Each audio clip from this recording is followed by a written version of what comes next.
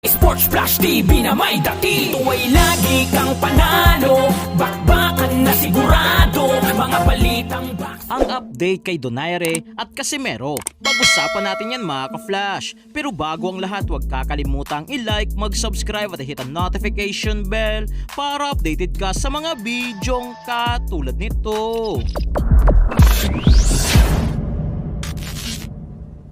Sa muling pagbabalik nga po ni former 4 Division World Champion Nonito the Filipino Flash Donaire Jr. ay dumating na nga po ito sa Pilipinas.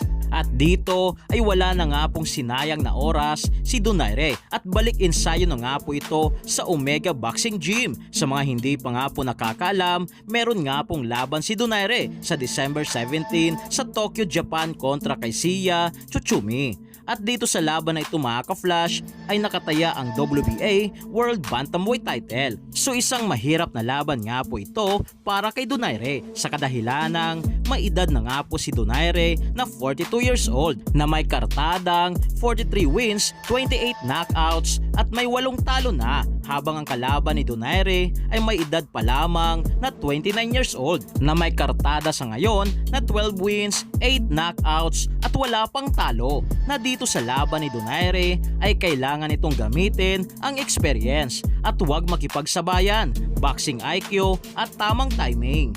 Habang sa kabilang balita nga po mga ka-flash ay nagalit na nga po dito ang promoter ni Casimero na si Koki Kameda. Ito ay matapos makarating na sa labas ng Pilipinas ang boxing issue kay Casimero na pinatalo nito ang laban para sa malaking plano. Na dahil dyan ay hindi na nga po nanahimik pa si Koki Kameda at sumabog na ito sa galit. Nagulat nga raw siya dito. Dagdag pa niya dito, napatanong ito kung meron bang gumagawa ng hindi magandang bagay sa likuran nito na hindi niya alam.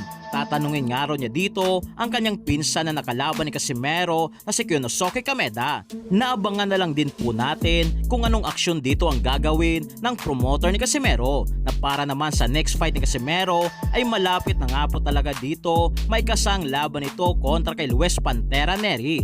Ayon nga po dito sa latest post ni Casimero sa Cuadro Alas It's My Boy ay sinabi nito na malapit na may kasa ang matagal ko nang gustong makalaban. Isa to sa mga plano ko. At dito naman sa pinaka-latest update ni Casimero ay nagkaroon nga po ito ng virtual meeting with his promoter, Koki Kameda. Hindi lang dito nabanggit kung ano nga ba ang pinag-usapan, na mukhang magandang balita nga po ito. Sa caption kasi ni Casimero ay let's go. Nagpapahiwatig lang ito mga ka-flash na mukhang tuloy na ang next fight ni former 3 Division World Champion angas na Pinas General Cuadro Alas Casimero versus Luis Pantera Nery sa December 27 sa bansang Japan.